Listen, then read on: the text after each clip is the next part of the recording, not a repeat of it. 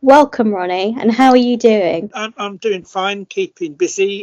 With the run up to Christmas, I'm doing a lot of things to encourage people to go vegan at Christmas, have a vegan Christmas where they're not consuming animal products and not buying gifts that contribute to the exploitation of other animals. From your experience from becoming a vegan and now, how do you think it's changed through the education and how people are engaging in veganism? When I first became vegan, the campaigns for our fellow animals were on what I'd call single issues. People campaigning against vivisection, against the fur trade, against hunting, for instance. But at the time, there was very, very little campaign for veganism. There was very, very little being done to educate other people to become vegan. The Vegan Society were doing some things. They were giving talks in various areas and that type of thing. But there wasn't really any street outreach or community outreach going on. Really hardly at all, I would say, at the time. And that's something that's changed. And that changed maybe 25 to 30 years ago. We started having the vegan fairs and the vegan festivals, and then street outreach started happening. So there's much more effort these days to educate other people to actually become vegan. And I think that's very positive. But it's also important that people understand what veganism really is. And I think there's people who call themselves vegan, who identify as vegans, that maybe don't totally understand what it is. And veganism is primarily a philosophy. It's not a diet, it's a philosophy fundamentally against the exploitation of other animals by humans. But following on from that, it really is a philosophy that is opposed to all exploitation and oppression. And it's important that people understand that. Of course, the diet is very important because the primary way in which humans exploit and oppress other animals is through the food that most humans eat, through the consumption of animal products. So adopting the vegan diet is a very important way, a vital way of living according to that philosophy. We also wanted to talk to you about vegan dishes because I'm sure that you have your most favourite, and like you said, coming up to the festive season as well, it's like what would you say would be your favourite vegan dish? My favourite vegan dish would be a curry, really. That's the cuisine, I suppose, that I prefer above all others. And I think it'd be a curry that included chickpeas, because I love chickpeas, and it would be a hot curry. I like hot curries as well. In fact, I had a curry just last night. It was kind of a naga curry, and naga's a very hot chili that was included in the curry. It was kind of mixed vegetables, including chickpeas as well, and that was at a restaurant that's got a very good vegan options on the menu. In terms of food for Christmas, I like nut roast. I've always loved nut roast, and I think they're improving. I think the best nut roasts always used to be the one that were kind of homemade. Now a lot of the ones that you can buy in supermarkets are really, really nice. It's kind of like I suppose a traditional vegan dish, isn't it? Yeah. But it's still really one of my favourites at Christmas.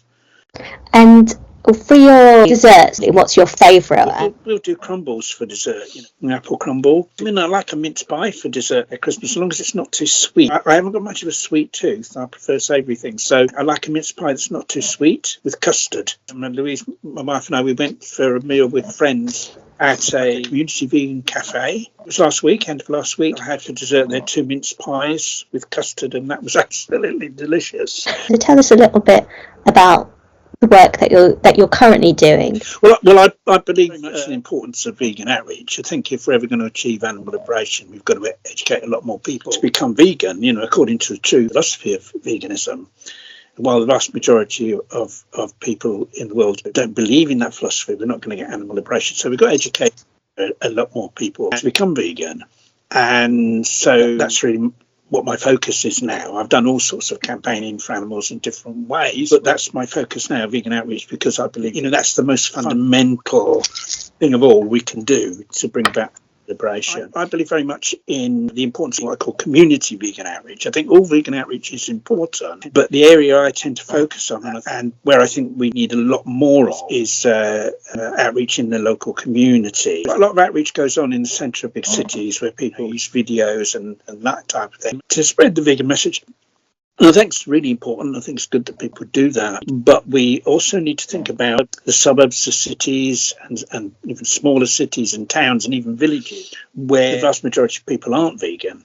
And so we need to spread the education to those areas. And that's what I do locally. And that outreach takes the form of activities such as door dropping, delivering leaflets to people's homes, and also doing information stalls at community events. That's the type of outreach that I'm very much involved in myself. All vegans, I'd say, can be involved in outreach in one form or another.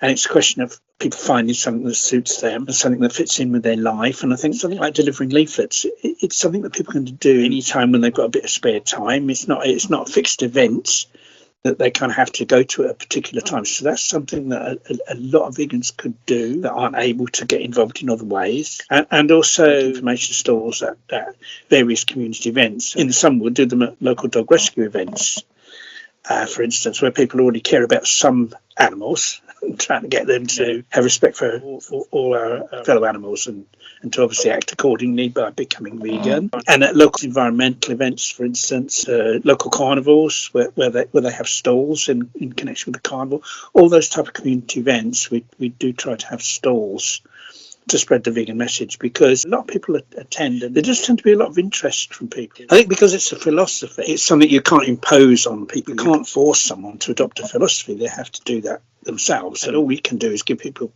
the information that will hopefully cause them to do that. The information about why becoming vegan is the right thing to do ethically, because of it being wrong for humans to exploit and oppress other animals. And it's kind of explaining what happens to the other animals, why that's wrong, and how we can live in a way that is better than that, whereby that exploitation and oppression doesn't occur. And obviously the main way that every person who's not vegan is involved in that exploitation and oppression of other animals is really through the food they eat. But most people tend not to be involved in the oppression of other animals in other ways. Most people don't work in vivisection laboratories or do other things that harm other animals, but through their diet. Fundamentally, if someone's not vegan, they're paying someone else to kill animals for them, aren't they?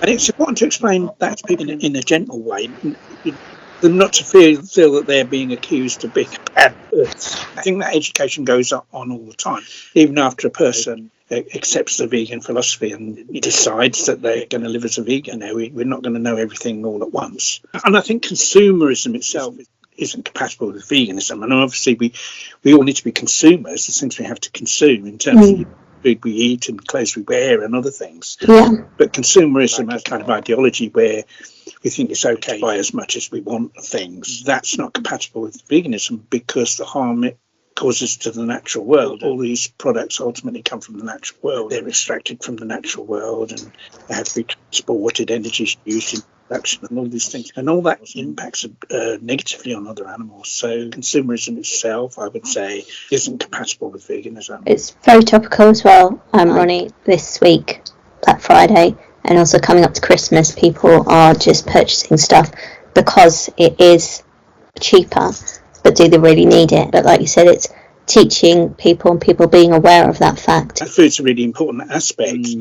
But for instance, if you look at something like the climate crisis now, animal agriculture and also the fishing industry are major contributors to the climate crisis in terms of their impact on carbon emissions. Yeah. And animal agriculture, the major problem with that is the amount of land it takes up. If one adopted a vegan diet, it would be much less land to feed the world, and that land that was no longer needed for agriculture could be rewilded and go back to mainly to forests, which would draw a massive amount of carbon dioxide out of the atmosphere. The fishing industry makes more of a contribution to the climate crisis than the whole of aviation. It's often said that flying contributes greatly towards global heating.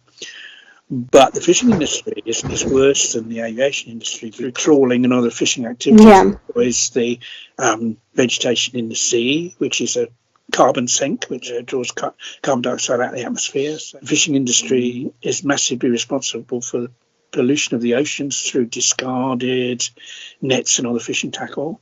So the best way to reduce plastic pollution of the oceans is actually to become vegan and not to consume fish, not to contribute to the fishing industry. There's all these aspects where veganism is absolutely vital to save the planet, to be quite honest, and all of us that inhabit the earth. Because you see, animal agriculture really kills animals twice. It kills the animals that are slaughtered for food. And worldwide, that's 50,000 a second. It's horrendous. That's including the fishes as well. But you see also, there's all the animals that suffer and die through the impact of animal agriculture on the natural world, so the contribution it makes to the climate crisis, and all the animals perish in the forest fires, billions of them. Forest fires are attributable to global heating, pollution caused by animal agriculture, of rivers that are polluted, for the runoff from animal farms, and all that kill animals as well.